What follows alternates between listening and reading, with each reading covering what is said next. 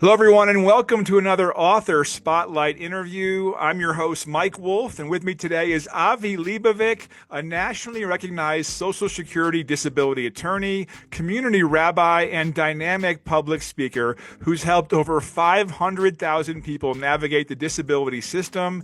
He's also a TikTok influencer with over 60 million views and the author of a powerful new guide that helps readers win their Social Security disability claims.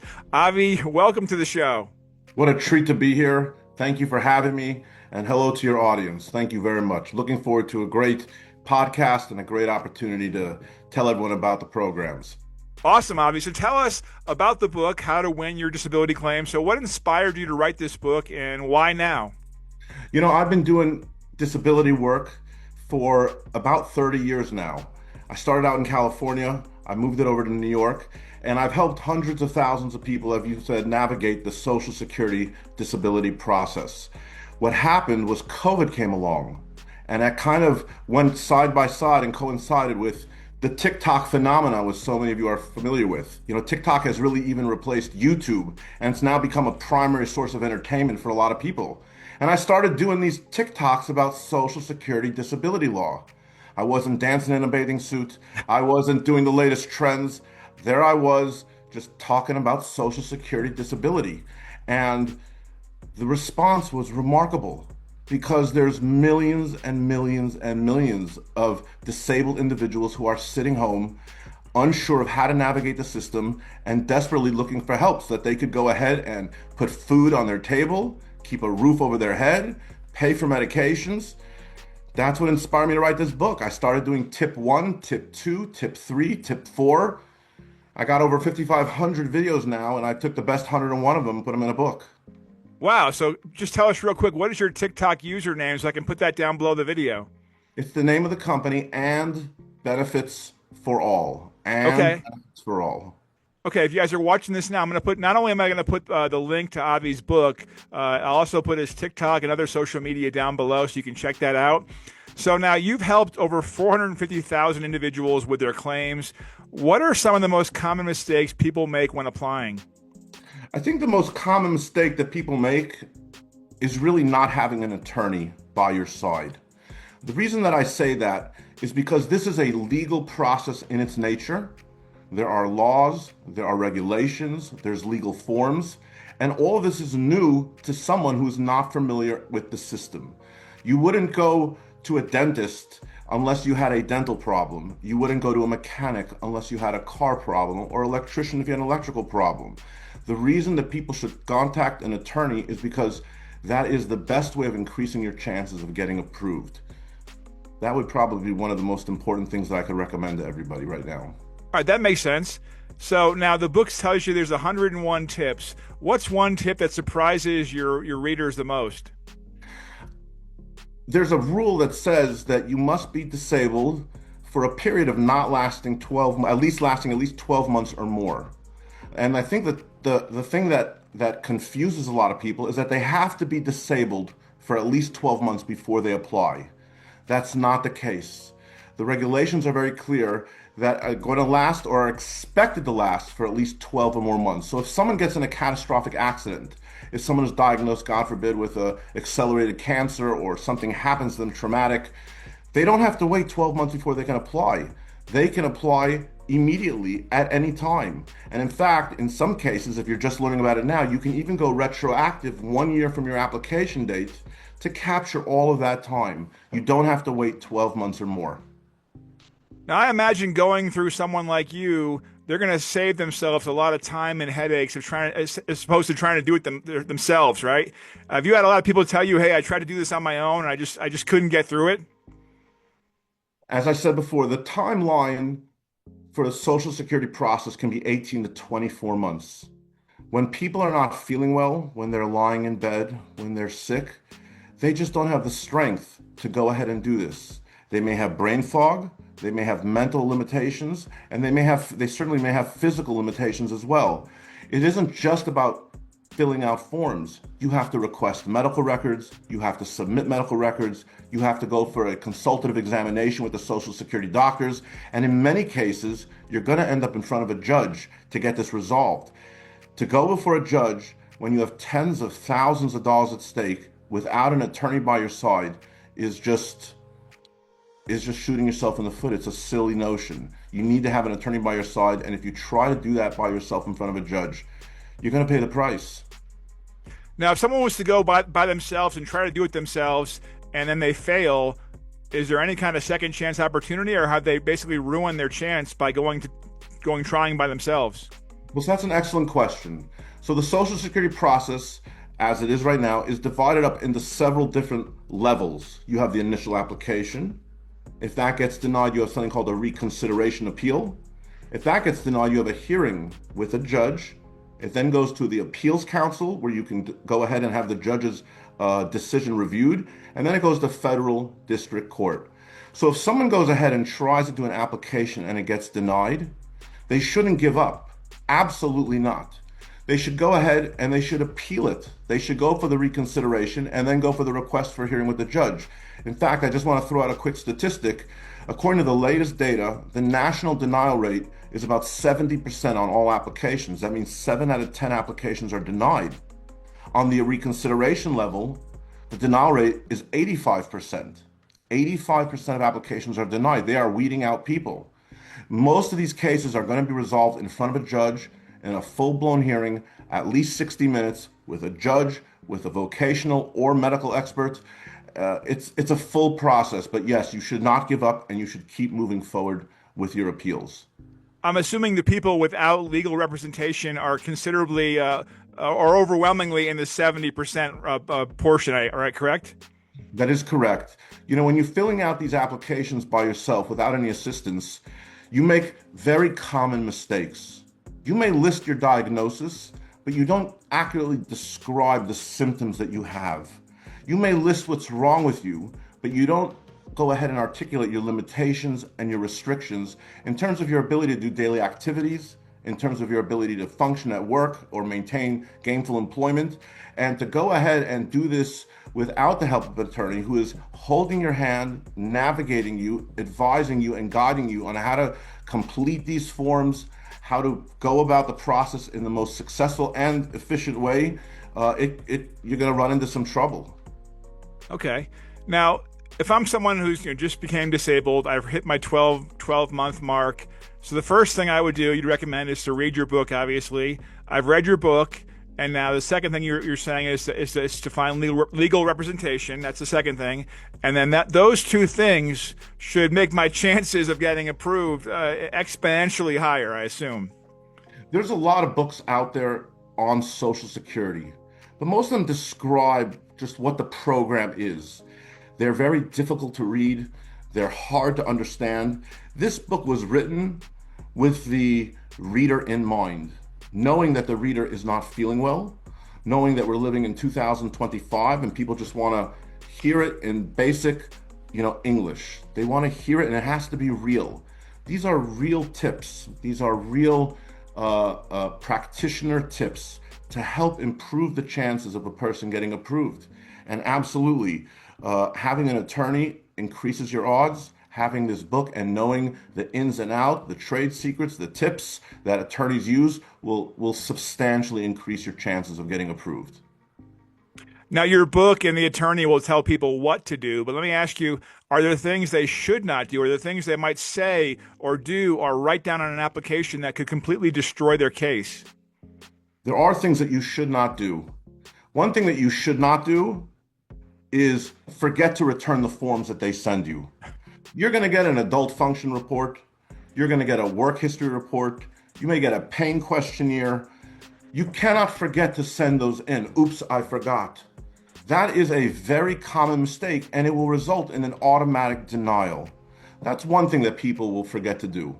Another thing that people will forget to do is provide all the doctors that they've been seeing and all the hospitals that they've had to go to, either for emergency visits or for medical procedures. I always say all the time on TikTok, and I say it to all my clients, medical records, medical records, medical records. Unless you have medical records, you're not going to win your case. I'm only as good as the medical records. So unless you have those medical records and unless you submit them timely together with the forms, That's a very common mistake that people make, which result in denials. I assume if you leave out medical records or treatments you've had, you could lower the amount of disability that you earn, the total you receive, right? Well, let's talk about that for a minute. There is a distinction between the Veterans Administration disability payments and the Social Security Administration disability payments. In the VA, they could find you partially disabled, 20% disabled, 45% disabled, 65% disabled, or 100% disabled, whatever the number is. They can break it down into pieces, and your payout is determined on what percentage you're found disabled. In Social Security, on the other hand, you're either 100% disabled or you're not disabled. And the way that they determine how much are you going to get paid on the Social Security Disability Insurance Program, the SSDI program, is it's really all based on how much you earned over the course of your career and how much you've paid into the system. So if a person had a job where they weren't paying that much into the system, let's say they were making minimum wage, which is a very respectable, earning in certain parts of the country, the amount that they paid in the system is not going to be all that much. But on the other hand, if you had a job where you were making a significant amount more money, a substantial job where you were a professional or a successful business person, and you've paid into the system over the years, tens and tens, if not hundreds of thousands of dollars over the course of your career, that's going to result in a much higher payout to you. But not having the medical records, to go back to your initial question, it doesn't affect how much you're going to be paid or not going to be paid. It's going to affect whether you get approved or whether you don't get approved at all. So it'll be 0% or 100%. This may be an ignorant question, so excuse me. So what if you were disabled early on, like at age 20, and you never held a job that paid into Social Security? That's a terrific job. That's a terrific question. The way that works is there's something called the Disabled Adult Child Program. Social Security, in order to qualify for SSDI, generally requires you to have 40 active work credits. What a work credit is that every time you get paid on payroll, it says state and federal taxes, and it says Social Security. A lot of people think that Social Security tax payment that you make is only for your retirement benefits. It's not. It's for your retirement benefits and for disability benefits in case you get injured or hurt and can't work for at least 12 months or more. Having said that, going back to your question, if you're 20 or 22 or 21 years old, Social Security doesn't expect you to have 40 active credits because you needed to work 5 of the last 10 years in order to at least have 40 active credits. So they have special programs that are designed for disabled adult children that you can apply to where you don't need the 40 active credits. That makes sense. All right, let's move on from your book and a little bit more about you and your background. You're not only a disability law expert, you're also a rabbi, social activist, TikToker, public speaker. I mean, how do you balance all these roles? Very delicately. It's not easy. I wouldn't say that I went ahead and did all of them at once. It's been a gradual buildup over time. I've only became a TikToker in the last 5 years. I have been doing Social Security for about 30 years. The rabbi position, the social activist, started right after high school, going into college, where I was giving classes and I was getting involved in events in law school and in college that were of importance to the student body. I always say, how do I juggle them all? There's a very famous rabbi scholar, just to go to this, who they asked him, how are you able to be an expert in this area of law and in this area of the Torah and in this area of Talmud, all the different, how are you able to be an expert in all these different things at once? And his response was, whenever I'm focusing on at that moment, I give 100% of my time. I give 100% of my time. It's true we live in a society now where there's a lot of multitasking. I can go to my Windows browser and open up 100 different tabs and windows. But what happens when you open up 100 tabs? It's going to freeze up, it's going to glitch, and you're going to have a problem. You're going to have to reboot. Yeah. What I try to do, if I'm doing Social Security and I'm talking to a client, I am 100% zoned in on the Social Security. If I'm standing in front of an audience and I'm giving a sermon, or I'm involved in some social activity that's of importance to the community, or if I'm TikToking, I try to give 100% when I'm involved in that project at the time, and that's that's really how I balance it. And often they overlap. There's a lot of social work stuff that goes into the TikToking, and there's a lot of the social work stuff that goes into the disability. There's a thread that runs through them all, but I really try to give 100% when I'm focused on each thing at a time. I love that analogy. I think in the browser of our lives, a lot of us have too many tabs open.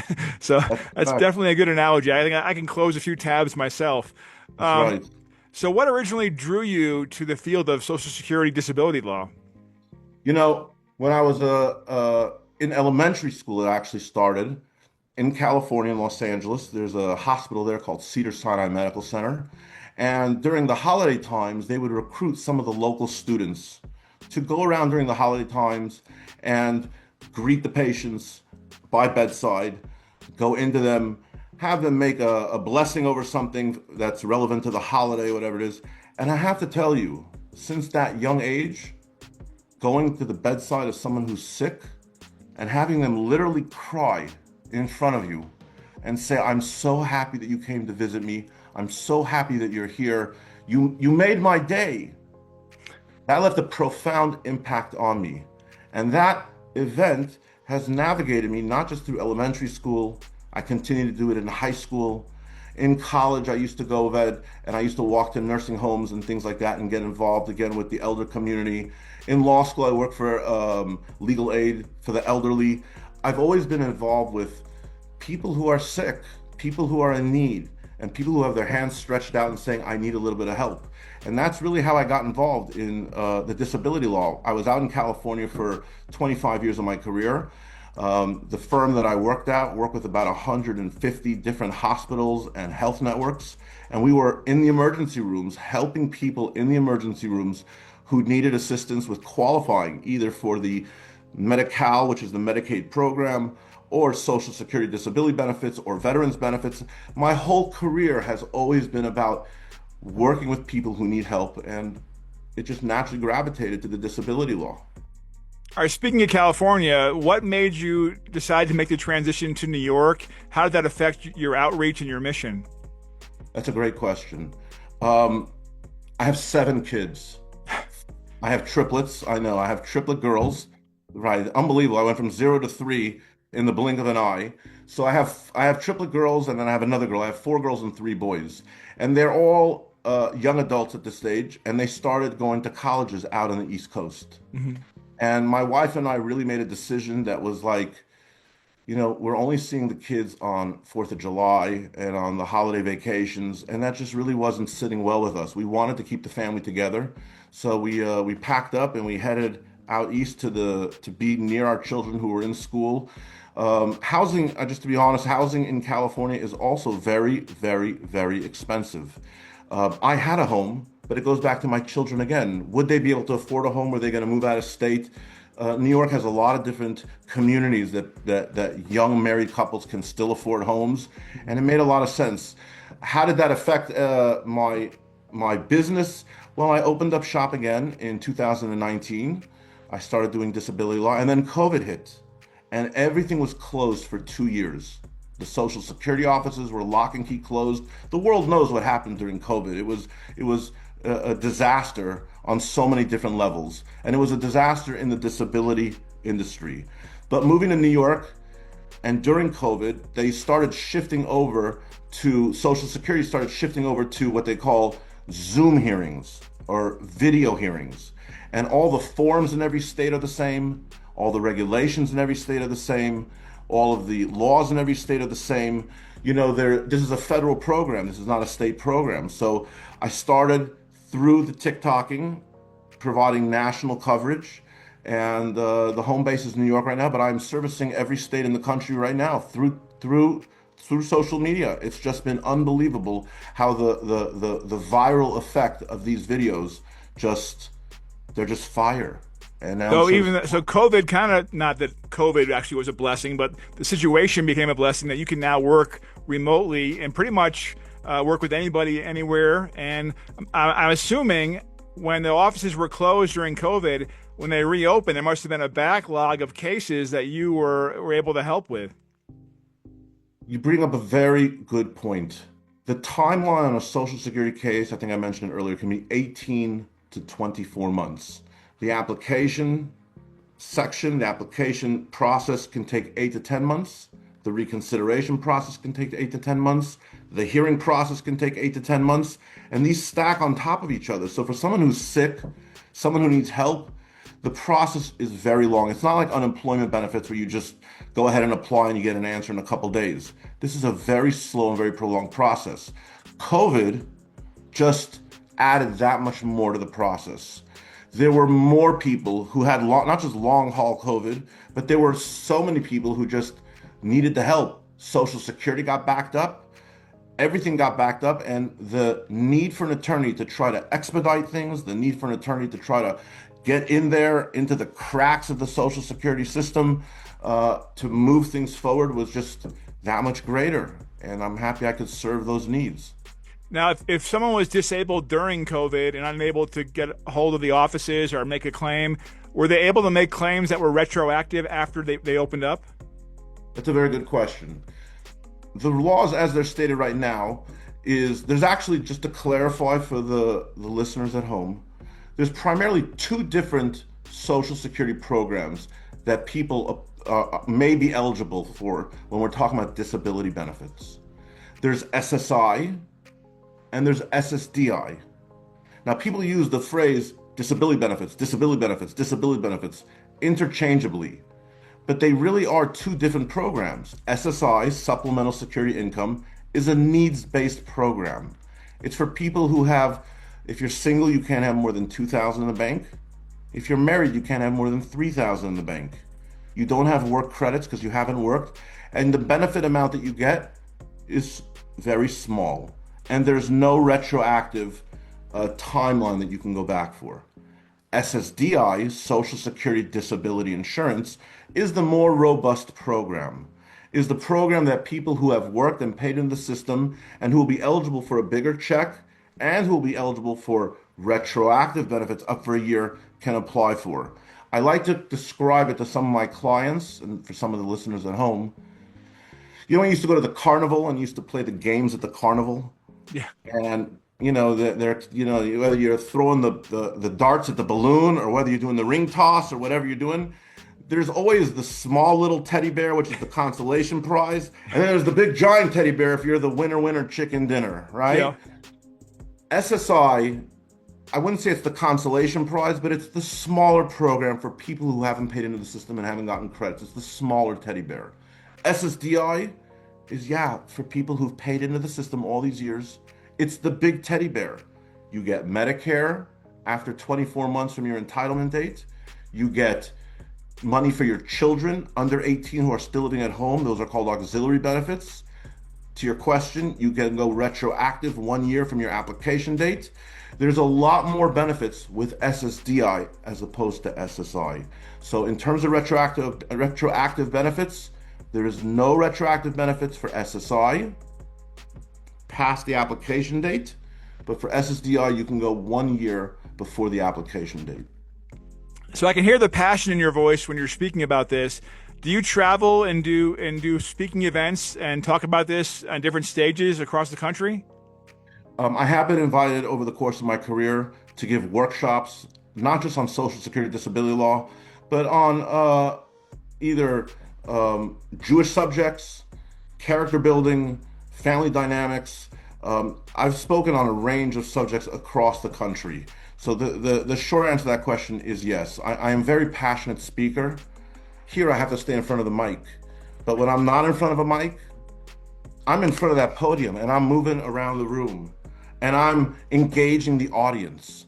I'm known for, being charismatic. I mean, I think that's been a lot of my success with the TikToks. You have to remember, Social Security disability insurance is a very dry subject. It's a very boring subject. How am I engaging all these people? Well, I got to keep it fun, and I got to keep it exciting, and I got to clap my hands, and I got to be animated. And by doing those, by providing that passion into every one of my TikToks or into my speeches, I'd like to think that's how I'm engaging people. They're responding, they're enjoying. I'm envious. My biggest fear is public speaking. I'm an actor. I've had speaking lines opposite directly across Tom Cruise, Brad Pitt, but I could not get up on. I don't mind if there's a director and a crew and gaffer. They're not paying attention to me, but I could not get up on stage in front of 20 people and speak. I just don't, and that's not my thing. I don't mind acting, but I'm envious that you can get up on stage and do that. I think you're doing a great job. Well, now it's just me and you, obviously. That's All fine. right. There's nobody watching as far as I know right now until we air this. Okay. Before I let you go, I want to make sure that everyone has the links to your book. So the links to buy Avi's book are down below here. I'm also going to put his TikTok link down below. He's got over 60 million views, so they're definitely worth watching. How often are you doing TikToks now? You know, I found that in order to be a successful TikToker, and you'll see this amongst other successful TikTokers, you really have to be posting somewhere between 8 and 12 videos a day. People don't realize the amount of time that you Wow. can't, if you just post one video a day. I mean, look, if you get really big and you have, some of the big stars out there, yeah, you can post one video a day because you're a superstar already. You Yeah. know, people are sending you campaigns and advertisements, and they want you to sponsor their products or whatever it is.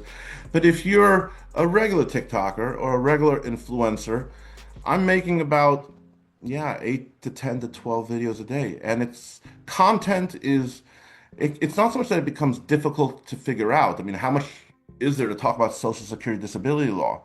But what I've done in order to engage the people is I don't just give dry tips.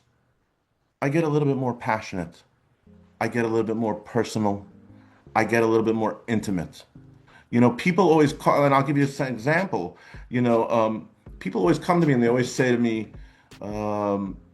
should I apply for benefits? Should I apply for benefits? You're the lawyer. Should I apply for benefits? You know what I tell them? I said, don't ask me if you should apply for benefits. I'm not the one to make the decision for you if you should get benefits. I said, this is a process that you have to discuss first with your doctor. You have to discuss with your family. And most importantly, when I say get intimate, is you have to discuss it with you yourself. You have to go to the doctor, not me. You have to get in the MRI machine, not me. You got to sit for the labs and the procedures. You got to back this up. They're not giving out free benefits on the street corner. And there's very little fraud and waste, in spite of what everyone says in the media. It is difficult to get Social Security disability benefits. They are not just giving it out. You have to go and sit there. So what I do is I really use some of my public speaking and my motivational speaking, I think, to get to the heart of people. When they're sitting at home, I could tell them dry facts and spit out data and tell them boring rules and regulations, but that's not what people want to hear. They need a pep talk to understand that, like, you can do it. Don't give up. Keep pushing forward. I always give the analogy, the Rocky Balboa scene at the end of Rocky 1. What does he do when he wins the title? He sticks his hands up in the sky and he says, "Yo, Adrian, we did it, we did it." And I tell people all the time, by the time this journey's done, I want nothing more than for you to raise your hand in your kitchen, if you're able to raise your hands over your head, but figuratively, of course, to raise your hands over your head and say, Attorney Avi, or whoever my client is, Jane, John, Mary, Charlie, we did it. It took 18 to 22 months, 24 months. We had to go through the forms. We had to go through the examinations. We had to go through the medical procedures. We had to go stand before a judge for a 60-minute hearing. We did it. And now you're going to get the benefits for the rest of your life, the benefits that you paid for, the benefits that you deserve. And, the name Benefits for All is a play on the words from the Pledge of Allegiance with liberty and justice for all. I took the words and justice for all and I switched it around, because instead of justice for all, it says and benefits for all. Because the concept of justice is really about due process. It's about making sure you're heard and you have your day in court. And I think when we're saying and benefits for all, you deserve that day in court. You paid for these benefits. And you paid for them so that they can be there for you when you need them most. And I'm happy that I can play a role in helping thousands of people, tens of thousands of people over my career, hundreds of thousands of people. And what inspires me to keep doing it is on a daily basis, I have people who call me up crying and telling me that my services and my assistance has changed their life. They had their backs to the wall. They hadn't worked in 18 months because of their disabilities. They didn't know how they were going to put food on the table. They didn't know how they were going to pay their rent. They didn't know how they were going to get medication. And they didn't know where to turn. And here I am showing up on TikTok, crazy attorney Avi, snapping my fingers, telling everyone, let's do this. And I always say, I want to make you a winner chicken dinner. You know what I'm saying? Yeah. That I want to make you a winner chicken dinner. I want you to get approved, and we're going to do it together. I'm not going to abandon you. We're going to fight till the end. I'm in it to win it. And it's been a journey. I never thought it would get to the point where I would write a book about it. I never thought that my TikTok tips would turn into something larger than life on TikTok. And it's an honor to be here. Thank you very much. And I'm always available to help the community and be of service to the community in any way that I can. All right, folks, you heard it. If you're watching this now and you have questions about Social Security disability law, you want to watch Avi's TikTok, I'm going to have the link down below. You want to buy his book, I'm going to have the link down below. Avi, you've obviously been a blessing to many people. We appreciate having you on the show here on Author Spotlight. Thank you so much, and we wish you all the best. Thank you very much. Keep doing the great work that you're doing. I really do appreciate it. See you, Avi.